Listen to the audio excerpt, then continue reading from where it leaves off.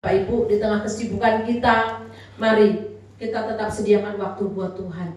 Jangan sampai kesibukan kita, pekerjaan kita mengalahkan itu. Jangan sampai menomorduakan Tuhan. Ingat, semua berkat, semua apa yang kita nikmati, semua yang boleh kita miliki itu asalnya dari Tuhan. Dari Tuhan. Kita harus terus senantiasa mengaktifkan kehidupan rohani kita supaya kita terus sadar dan berjaga-jaga. Iblis itu paling tahu kelemahan kita masing-masing, ya. Orang lain mungkin nggak tahu, ya. Saya mungkin nggak tahu kelemahannya Kak Louis apa, nggak tahu. Tapi iblis tahu, ya.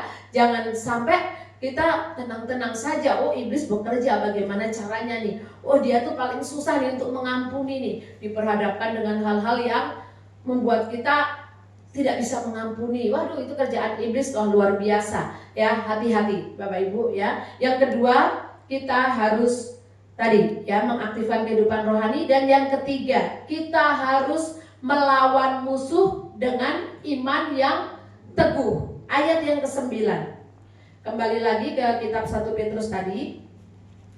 Ayat yang ke-9 di sini dikatakan, lawanlah dia dengan iman yang teguh, sebab kamu tahu bahwa semua saudaramu di seluruh dunia menanggung penderitaan yang sama.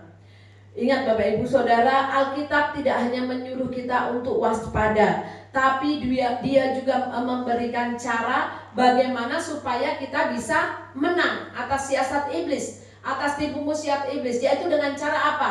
Lawanlah iblis, ya. Lawanlah iblis, maka ia akan lari dari padamu. Ingat, kita tidak melawan dengan kekuatan kita sendiri, tetapi kita melawan dengan iman kita, dengan kepercayaan kita yang penuh kepada Tuhan, ya. Jadi senjata utama kita adalah iman kita. Nah, bagaimana iman kita bisa melawan kalau iman kita menjadi lemah, bahkan mati? Karena itu tadi kita perlu mengaktifkan kehidupan rohani kita sehingga iman kita terus bertumbuh, sehingga ketika ada serangan dari iblis, ada tipu muslihat iblis, ada siasat iblis, kita bisa melawan si iblis itu. Ya, kita gunakan iman kita, senjata kita untuk melawan iblis. Ya, jadi di sini kita harus belajar untuk tetap setia, sekalipun kita berada dalam tekanan. Ya, kita masing-masing tekanan kita, pergumulan kita berbeda.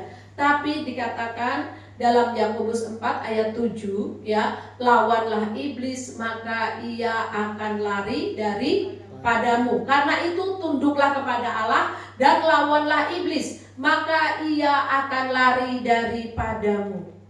Kalau iblis gak dilawan, gak diusir, gimana Bapak Ibu? Seneng, iya kan?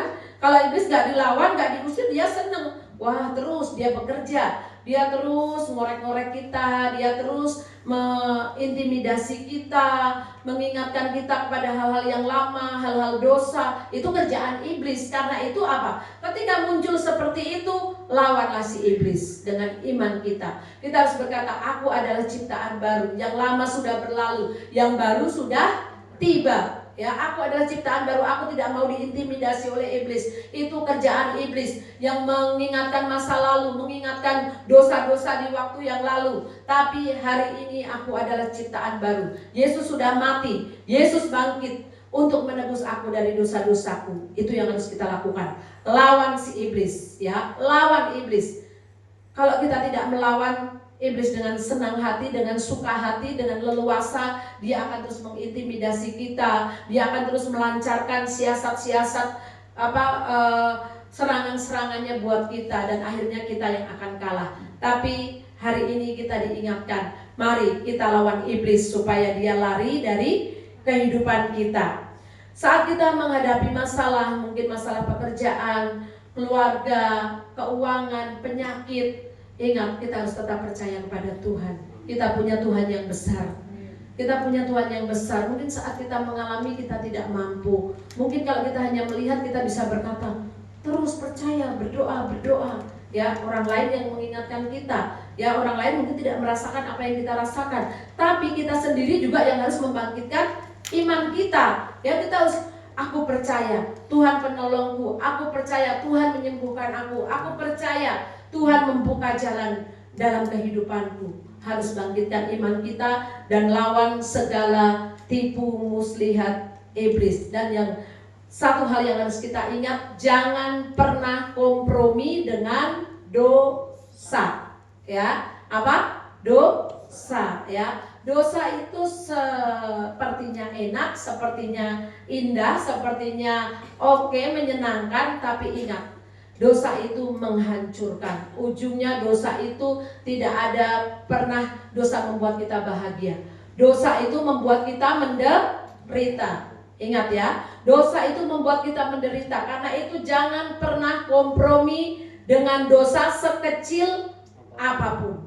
Ya, jangan pernah kompromi dengan dosa. Lawan iblis, maka ia akan lari daripadamu.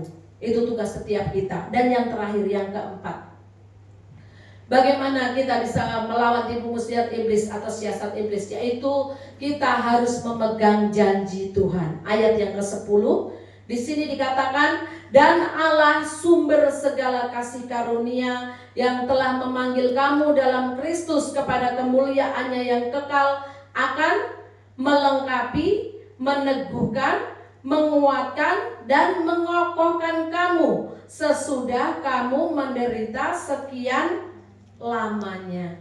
Ingat Bapak Ibu Saudara, sesungguhnya penderitaan yang kita alami ini sementara, bukan penderitaan yang permanen sampai akhir hidup kita menderita terus, kita mengalami masalah terus. Tidak Bapak Ibu, apa yang kita alami saat ini ketika kita harus hidup dalam kebenaran firman Tuhan, mungkin berat rasanya ketika orang lain berbuat dosa seenaknya, ketika orang lain melanggar firman Tuhan, ketika orang lain melakukan hal-hal yang tidak berkenan di hadapan Tuhan. Sepertinya mereka fine-fine saja, sepertinya mereka tidak mengalami kendala, mengalami masalah. Kok saya yang ikut Tuhan sungguh-sungguh kok masih menderita, kok doa gak dijawab-jawab? Ingat Bapak Ibu Saudara, penderitaan yang kita tanggung ini hanyalah sementara, ya, hanya sementara. Penderitaan, bahkan di ayat yang lain dikatakan